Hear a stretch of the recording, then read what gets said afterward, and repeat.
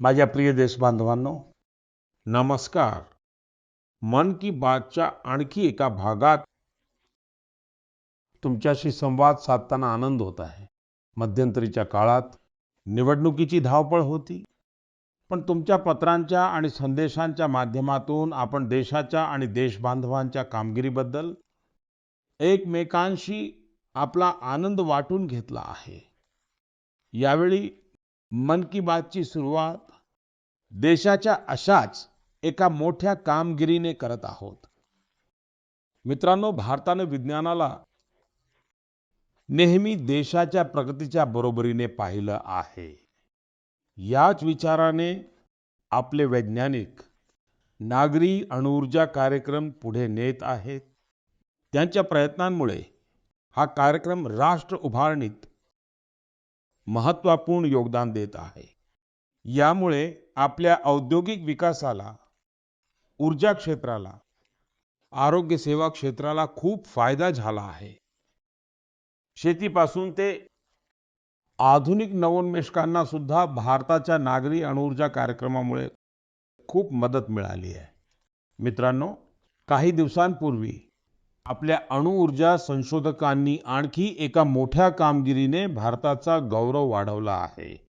तामिळनाडूतील कल्पकम इथल्या fast breeder रिएक्टरने criticality प्राप्त केली आहे. खरं तर क्रिटिकॅलिटी ही अशी एक अवस्था आहे ज्यामध्ये रिएक्टर पहिल्यांदा self sustaining nuclear chain reaction मध्ये यश मिळवतो. या अवस्थेचा अर्थ आहे रिएक्टरच्या ऑपरेशन फेजमध्ये पोहोचणं. भारताच्या अणुऊर्जा प्रवासातला हा एक ऐतिहासिक मैलाचा दगड आहे. आणि मोठी गोष्ट ही सुद्धा आहे की ही अणुभट्टी पूर्णपणे स्वदेशी तंत्रज्ञानाने तयार केली आहे. साथियो, याला ब्रीडर रिएक्टर का म्हणतात? यामागेही एक कारण आहे. ही एक अशी प्रणाली आहे जी ऊर्जेच्या उत्पादनाबरोबरच भविष्यासाठी नवीन इंधन सुद्धा स्वतःच तयार करते. मित्रांनो, मला मार्च 2024चा तो काळही आठवतो जेव्हा मी कल्पकम मध्ये रिएक्टरच्या कोर लोडिंगचा साक्षीदार झालो होतो. भारताच्या अणु कार्यक्रमात आपलं अमूल्य योगदान देणाऱ्या सर्वांचं मी अभिनंदन करतो. देश बांधवांचे जीवन अधिक उत्तम आणि सोपे बनवण्यासाठी त्यांचे हे प्रयत्न अत्यंत प्रशंसनीय आहेत. यामुळे विकसित भारताच्या संकल्पालाही एक नवी ऊर्जा मिळेल. माझ्या प्रिय देश बांधवांनो, मन की बात मध्ये आज मी अशा एका शक्तीबद्दल बोलणार आहे जी अदृश्य आहे, परंतु जिच्याशिवाय आपलं जीवन एक क्षणही पुढे जाऊ शकत नाही. हीच शक्ती भारताला पुढे नेत आहे. ही आहे आपली पवन शक्ती. आपल्या प्राचीन ग्रंथांमध्ये म्हटलं आहे, वायुर्वा इति व्यष्टिः वायुर्वै समष्टिः. अर्थात वायू केवळ एक तत्व नाही, तर ती जीवन ऊर्जा आहे. ही समष्टीची शक्ती आहे. मित्रांनो, आज ही पवन शक्ती भारताच्या विकासाची नवी गाथा लिहित आहे. भारताने अलीकडेच पवन ऊर्जा म्हणजे विंड एनर्जी मध्ये मोठे यश मिळवले आहे. आता भारताची पवन ऊर्जा निर्माण क्षमता 56 गिगावॉट पेक्षा अधिक झाली आहे. गेल्या एका वर्षातच सुमारे 6 गिगावॉट नवीन क्षमतेची भर पडली आहे. पवन ऊर्जेमध्ये भारत वेगाने पुढे जात आहे आणि जगही आपल्याकडे पाहत आहे. मित्रांनो, आज भारत पवन शक्ती क्षमतेमध्ये जगात 4थ्या स्थानावर आहे. ही आपल्या इंजिनियर्सची मेहनत आहे. हे आपल्या तरुणांचे परिश्रम आहेत. हे देशाच्या सामूहिक इच्छाशक्तीचे प्रतीक आहे. मित्रांनो, गुजरात, तामिळनाडू, महाराष्ट्र, राजस्थान, देशातील अनेक राज्ये या क्षेत्रामध्ये आपले वर्चस्व सिद्ध करत आहेत. गुजरातच्या कच्छ, पाटण, बनासकांठा यांसारख्या क्षेत्रांमध्ये जिथे पूर्वी केवळ वाळवंट दिसायचे, तिथे आज मोठे अक्षय ऊर्जा पार्क उभारले जात आहेत. याचा लाभ तरुणांना मिळत आहे. नवनवीन संधी निर्माण होत आहेत. नवीन कौशल्य विकसित होत आहेत. रोजगाराचे नवे मार्ग खुले होत आहेत. मित्रांनो, भारताच्या विकासासाठी सौर आणि पवन ऊर्जा आवश्यक आहे. हा केवळ पर्यावरणाचा विषय नाही, तर ही आपल्या भविष्याची सुरक्षितता आहे. यात आपल्या सर्वांची भूमिका आहे. आपल्याला वीज वाचवायची आहे. आपल्याला स्वच्छ ऊर्जा, क्लीन एनर्जी स्वीकारायची आहे. देशात प्रत्येक स्तरावर असे प्रयत्न आवश्यक आहेत, कारण यातूनच मोठे बदल घडतात. मित्रांनो, मे महिन्याची सुरुवात एका पवित्र प्रसंगाने होणार आहे. काही दिवसांतच आपण बुद्ध पौर्णिमा साजरी करणार आहोत. मी तुम्हा सर्व देश बांधवांना माझ्याकडून आधीपासून शुभेच्छा देतो. भगवान गौतम बुद्धांचा जीवन संदेश आजही तितकाच प्रासंगिक आहे. त्यांनी आपल्याला शिकवलं आहे की शांती आपल्या आतून सुरू होते. त्यांनी सांगितलं आहे की स्वतःवर विजय मिळवणं हा सर्वात मोठा विजय असतो. आज जग ज्या प्रकारच्या तणावातून आणि संघर्षातून जात आहे, अशा वेळी बुद्धांचे विचार आणखी महत्त्वाचे ठरतात. मित्रांनो, दक्षिण अमेरिकेतील चिलीमध्ये एक संस्था भगवान बुद्धांच्या विचारांना पुढे नेत आहे. लडाखमध्ये जन्मलेल्या ड्रपोन उजेर रिनपोचे यांच्या मार्गदर्शनात काम होत आहे. ही संस्था ध्यान आणि करुणेला लोकांच्या जीवनाशी जोडत आहे. कोची गुआज खोऱ्यात बांधलेला स्तूप लोकांना शांतीचा अनुभव देतो. खरंच हे पाहून अभिमान वाटतो की भारताची प्राचीन परंपरा जगापर्यंत पोहोचत आहे. दूरदूरचे लोकही याच्यात सहभागी होत आहेत. मित्रांनो, बौद्ध परंपरा आपल्याला निसर्गाशी जोडायलाही शिकवते. भगवान बुद्धांना एका वृक्षाखाली ज्ञान प्राप्ती झाली होती. निसर्ग आपल्या जीवनाचा अविभाज्य भाग आहे. देशातही असे प्रयत्न होत आहेत. कर्नाटकमधील कर्मा मठ हे याचं उत्तम उदाहरण आहे. हा मठ एक जिवंत वनक्षेत्र आहे, जे 100 एकरमध्ये पसरले आहे. या वनात 700हून अधिक देशी वृक्षांचं संरक्षण केलं गेलं आहे. मित्रांनो, बुद्धांचा संदेश केवळ भूतकाळ नाही, आजही प्रासंगिक आहे आणि भविष्यासाठीही आवश्यक आहे. बुद्ध पौर्णिमेचा हा प्रसंग प्रेरणा देतो की आपण आपल्या जीवनात शांती वाढवावी, करुणा स्वीकारावी आणि संतुलनाने पुढे जावं. माझ्या प्रिय देश बांधवांनो, तुम्हा सर्वांना माहीत आहे की आपल्या देशात आता 23 जानेवारी म्हणजे नेताजी सुभाष यांच्या जयंतीपासून ते 30 जानेवारी म्हणजेच गांधीजींच्या पुण्यतिथीपर्यंत प्रजासत्ताक महोत्सव साजरा केला जातो. याच महोत्सवाचा एक महत्त्वाचा भाग असतो बीटिंग रिट्रीट. आज मी तुमच्याशी बीटिंग रिट्रीट बद्दल चर्चा करत आहे, कारण त्यामागे विशेष कारण आहे. मित्रांनो, तुम्ही पाहिलं असेल की हा सोहळा वेगवेगळ्या बँड्सच्या विविध संगीत परंपरांना दर्शवतो. गेल्या काही वर्षांपासून यात भारतीय संगीताचा समावेश वाढला आहे आणि हे देशातील लोकांनाही खूप आवडत आहे. या वर्षीचा बीटिंग रिट्रीट सोहळा सुद्धा अतिशय अविस्मरणीय ठरला. वायुसेना, लष्कर, नौदल आणि सीएपीएफच्या बँड्सनी खूपच उत्तम सादरीकरण केलं होतं.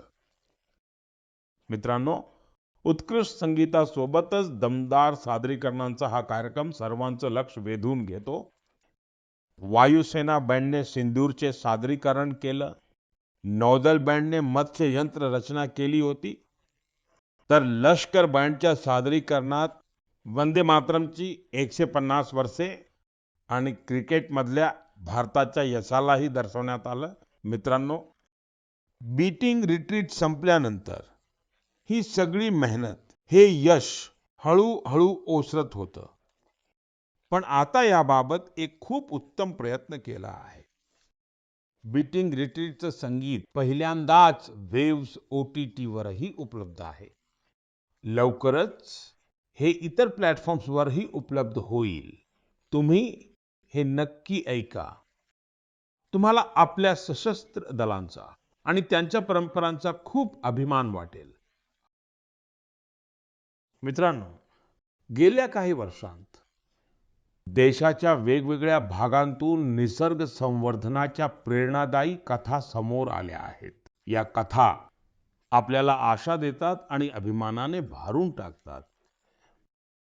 मी मन की बातच्या श्रोत्यांना काही उदाहरणं सांगू इच्छितो. हे ऐकून तुमचं मन प्रसन्न होईल. आधी बोलूया कच्छच्या रणाबद्दल. पावसाळा संपताच इथली जमीन जिवंत होते. दरवर्षी लाखो फ्लॅमिंगो इथे येतात. संपूर्ण परिसर गुलाबी रंगाने न्हाऊन निघतो. म्हणूनच याला फ्लॅमिंगो सिटी म्हटलं जातं. हे पक्षी इथेच घरटी बांधतात आणि आपल्या पिलांना मोठं करतात. कच्छचे लोक यांना लाखाजींचे वऱ्हाडी म्हणतात.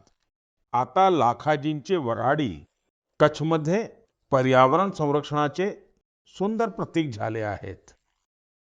मित्रांनो, दुसरा प्रसंग आहे माणूस आणि वन्यजीवांच्या सहकार्याचा. हा प्रसंग उत्तर प्रदेश मधला आहे. इथल्या तराई भागांमध्ये सुगीच्या हंगामात हत्तींचे कळप गावाच्या दिशेने येतात. यामुळे संघर्षाची शक्यता वाढते. पण आता UP मध्येही गजमित्र सारखे प्रयत्न सुरू झाले आहेत. गावातील लोकच गट बनवून हत्तींवर लक्ष ठेवतात. ते वेळेवर लोकांना जागृत करतात. यामुळे संघर्ष कमी होत आहे आणि लोकांमध्ये विश्वास वाढत आहे. मित्रांनो, मध्य भारतातूनही एक चांगली बातमी आली आहे. छत्तीसगडमध्ये ब्लॅक बक म्हणजेच काळी हरणं पुन्हा दिसू लागली आहेत. एकेकाळी त्यांची संख्या खूपच कमी झाली होती.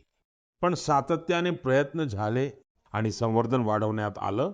आज ती पुन्हा मोकळ्या मैदानांमध्ये धावताना दिसतात. हे आपल्या हरवत चाललेल्या वारशाचं पुनरागमन आहे. अशीच आशा ग्रेट इंडियन बस्टर्ड म्हणजेच माळढोक पक्ष्याच्या संवर्धनातही दिसत आहे. हा पक्षी आपल्या वाळवंटी प्रदेशाची ओळख होता. पण एकेकाळी त्याची संख्या खूपच कमी झाली होती. परिस्थिती अशी होती की हा पक्षी नामशेष होण्याच्या मार्गावर होता. पण आता त्याच्या संवर्धनासाठी मोठी मोहीम सुरू आहे. शास्त्रीय पद्धतींचा अवलंब केला जात आहे. प्रजनन केंद्र उभारण्यात आली आहेत आणि आता नव्या जीवनाची सुरुवात दिसत आहे. मित्रांनो, निसर्ग आणि मानव वेगळे नाहीत. आपण एकमेकांचे सोबती आहोत. जेव्हा आपण निसर्गाला समजून घेतो, त्याचा आदर करतो आणि त्याच्यासोबत मिळून चालतो, तेव्हा बदल स्पष्टपणे दिसतो. आज हाच बदल देशाच्या कानाकोपऱ्यातून नवी आशा बनून समोर येत आहे. माझ्या प्रिय देशबांधवांनो, ईशान्य भारत आपल्या सर्वांसाठी अष्टलक्ष्मी आहे. इथे भरपूर प्रतिभा आहे आणि ईशान्य भारताचं नैसर्गिक सौंदर्य सुद्धा सर्वांचं लक्ष वेधून घेतं. मन की बात मध्येही आपण अनेकदा ईशान्य भारताच्या लोकांच्या कामगिरीवर चर्चा करत आलो आहोत. आज अशा एका आणखी कामगिरीबद्दल मी तुमच्याशी चर्चा करणार आहे आणि ती आहे बांबू क्षेत्रामधली ईशान्य भारताची सफलता. मित्रांनो, ज्या गोष्टीकडे आधी भार म्हणून पाहिलं गेलं, ती आज रोजगार, व्यापार आणि नवोपक्रमांना नवी गती देत आहे. आपल्या माता, भगिनी याच्या सर्वात मोठ्या लाभार्थी आहेत. तुम्हाला हे जाणून आश्चर्य वाटेल की बांबूची व्याख्या बदलल्यामुळे किती मोठा बदल झाला आहे. मित्रांनो, ब्रिटिशांनी बनवलेल्या कायद्यानुसार बांबूला झाड म्हणून परिभाषित केलं गेलं होतं आणि याच्याशी संबंधित नियम खूप कडक होते. कुठेही बांबू घेऊन जाणं खूप अवघड होतं. अशा परिस्थितीत इथले लोक बांबूशी संबंधित कामांपासून दूर होत गेले. मित्रांनो, 2017 मध्ये कायद्यात बदल करून आम्ही बांबूला झाडाच्या श्रेणीमधून बाहेर काढलं, ज्याचे परिणाम सर्वांसमोर आहेत. आज संपूर्ण ईशान्य भारतामध्ये बांबू क्षेत्र भरभराटीला आला आहे. लोक सातत्याने नवोन्मेष करून यात मूल्यवर्धन करत आहेत. मित्रांनो, त्रिपुराच्या गोमती डिस्ट्रिक्टचे बिजॉय सूत्रधार आणि साऊथ त्रिपुराचे प्रदीप चक्रवर्ती त्यांच्याविषयी सांगतो. यांनी नवीन कायद्यांना स्वतःसाठी एक मोठी संधी म्हणून पाहिलं. मग यांनी आपल्या कामाला तंत्रज्ञानाशी जोडलं. आज ते पूर्वीपेक्षा खूपच चांगले आणि खूप जास्त बांबूची उत्पादनं बनवत आहेत. नागालँडच्या दिमापूर आणि आसपासच्या भागांमध्ये असे अनेक स्वयंसहायता गट आहेत, ज्यांनी बांबूशी संबंधित अन्न उत्पादनांचे मूल्यवर्धन केलं आहे. तिथे खोरोलो क्रिएटिव्ह क्राफ्ट सारखे संघ सुद्धा आहेत, जे बांबूचे फर्निचर आणि हस्तकलेवर काम करत आहेत. मित्रांनो, मिझोरामच्या मामित जिल्ह्यात असे संघ आहेत, जे बांबूच्या टिश्यू कल्चर आणि पॉली हाऊस व्यवस्थापनावर काम करत आहेत. मला सिक्कीममध्ये गंगटोक जवळच्या लागस्थल बांबू एंटरप्राइज टीम बद्दलही समजलं आहे.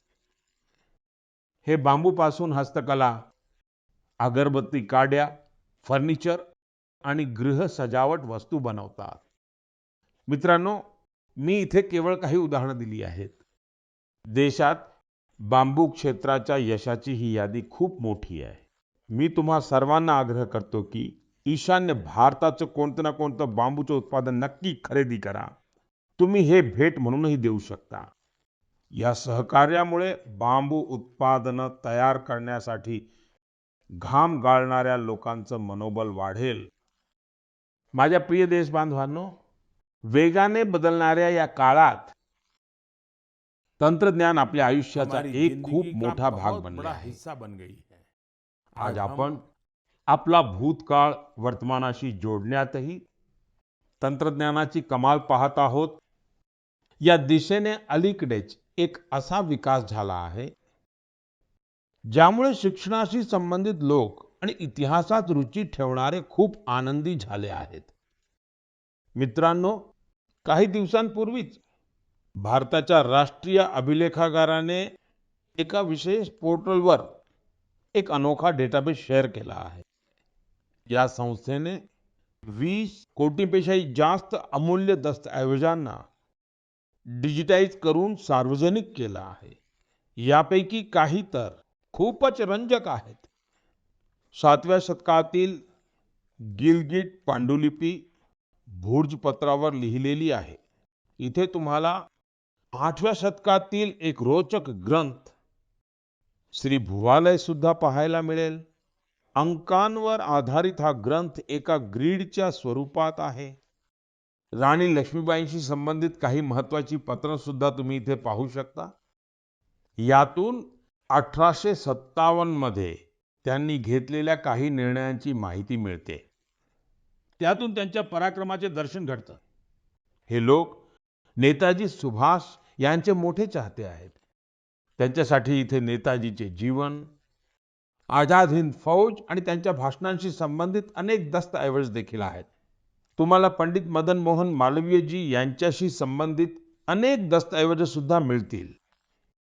यामध्ये BHUची स्थापना आणि हिंदी साहित्य संमेलनाशी संबंधित महत्वाची माहिती आहे. इथे आपल्या संविधान सभेशी संबंधित अनेक दुर्मिळ दस्तऐवज उपलब्ध आहेत. मी तुम्हा सर्वांना आग्रह करतो की तुम्ही www.abhilekh-patal.in ला अवश्य भेट द्या. यामुळे तुम्हाला आपल्या इतिहासाचा अद्भुत अनुभव मिळेल. मित्रांनो, जरा कल्पना करा, तुम्ही जगभरातल्या सर्वात प्रतिभावान लोकांमध्ये आहात. तुमच्या समोर गणिताचे खूपच कठीण प्रश्न आहेत. ते सोडवण्यासाठी वेळ आहे फक्त 4.5 तास.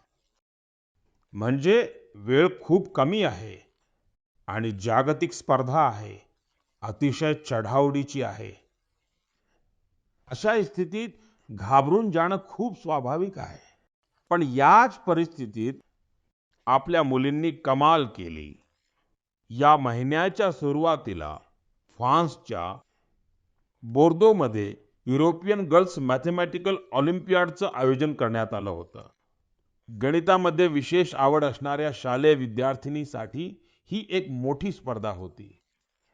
ही जगातल्या सर्वात प्रतिष्ठित स्पर्धांपैकी एक आहे. या ऑलिम्पियाडमध्ये आपल्या मुलींनी आजवरची सर्वोत्तम कामगिरी केली. मला या प्रतिभावान संघाचा खूप अभिमान आहे. यामध्ये मुंबईची श्रेया मुंदडा, तिरुवनंतपुरमची संजना चाको, चेन्नईची शिवानी भरतकुमार आणि कोलकात्याची श्रीमोई बेरा यांचा समावेश होता. यामध्ये आपला संघ जगात 6व्या स्थानावर होता. श्रेयाने सुवर्ण पदक जिंकून इतिहास रचला. संजनाने रौप्य तर शिवानीने कांस्य पदक पटकावलं. मित्रांनो, या ऑलिम्पियाडसाठी भारतात जी निवड प्रक्रिया आहे ती मुळात खूप कठीण आहे. याची एक बहुस्तरीय निवड प्रक्रिया आहे. यात स्थानिक, राज्य आणि राष्ट्रीय स्तरावर कठीण आव्हानांना पार करावं लागतं. त्यानंतर सर्वोत्तम कामगिरी करणाऱ्या विद्यार्थिनी एका महिन्याच्या मॅथमॅटिक्स ट्रेनिंग कॅम्पमध्ये सहभागी होतात. हा camp Tata Institute of Fundamental रिसर्चच्या Homi Bhabha Centre for Science एज्युकेशनमध्ये आयोजित केला जातो. या कॅम्पच्या शेवटी संघ निवड चाचणी होते. यातल्या कामगिरीच्या आधारावरच भारताचा संघ निवडला जातो. मित्रांनो, दरवर्षी देशभरातल्या सुमारे 6 लाख विद्यार्थिनी या मॅथमॅटिकल ऑलिम्पियाड प्रोग्राममध्ये भाग घेतात. काळानुसार ही संख्या सातत्याने वाढत आहे. म्हणजेच देशातल्या मुलींमध्ये ऑलिम्पियाड वेगाने लोकप्रिय होत आहे. या हुशार मुलींना पाठिंबा देण्यासाठी मी त्यांच्या पालकांचंही कौतुक करतो. माझ्या प्रिय देशबांधवांनो, आपल्या देशात सध्या एक खूप महत्त्वाचं अभियान सुरू आहे, ज्याच्याबद्दल प्रत्येक भारतीयाला माहिती असणं गरजेचं आहे. ते म्हणजे जनगणना अभियान. ही जगातली सर्वात मोठी जनगणना आहे. मित्रांनो, जे मित्र यापूर्वी अशा प्रक्रियेतून गेले आहेत, त्यांच्यासाठी यावेळी जनगणनेचा त्यांचा अनुभव वेगळा असणार आहे. जनगणना 2027ला डिजिटल करण्यात आला आहे. सर्व माहिती थेट डिजिटल माध्यमातून नोंदवली जात आहे. घरोघरी जाणाऱ्या कर्मचाऱ्यांकडे मोबाईल ॲप आहे. ते तुमच्याशी बोलून त्यातच माहिती नोंदवतील. मित्रांनो, या वेळच्या जनगणनेत तुमचा सहभागही सोपा करण्यात आला आहे. तुम्ही स्वतःही आपली माहिती नोंदवू शकता. कर्मचारी येण्याच्या 15 दिवस आधी तुमच्यासाठी ही सुविधा सुरू होईल. तुम्ही तुमच्या वेळेनुसार माहिती भरू शकता. जेव्हा तुम्ही प्रक्रिया पूर्ण करता तेव्हा तुम्हाला एक विशेष आयडी मिळतो. हा आयडी तुमच्या मोबाईल किंवा ईमेलवर येतो. नंतर जेव्हा कर्मचारी तुमच्या घरी येतो तेव्हा तुम्ही हाच आयडी दाखवून माहितीची पडताळणी करू शकता. त्यामुळे पुन्हा माहिती द्यावी लागत नाही, वेळही वाचतो आणि प्रक्रिया सोपी होते. मित्रांनो, ज्या राज्यांमध्ये स्वगणनेचं काम पूर्ण झालं आहे, तिथे गणना कर्मचाऱ्यांकडून घरांची सूची तयार करण्याचं काम सुद्धा सुरू करण्यात आलं आहे. आतापर्यंत सुमारे 1,20,00,000 कुटुंबांचं घर सूचीकरणाचं काम पूर्णही झालं आहे. मित्रांनो, देशाची जनगणना केवळ सरकारी काम नाही, हे आपलं सर्वांचं कर्तव्य आहे. तुमचा सहभाग खूप महत्वाचा आहे. तुम्ही दिलेली माहिती पूर्णपणे सुरक्षित राहते. ती गोपनीय ठेवण्यात येते. डिजिटल सुरक्षेसह ती सुरक्षित करण्यात येते. तर आपण सर्व मिळून या प्रक्रियेत सहभागी होऊया. जनगणना 2027 यशस्वी करू.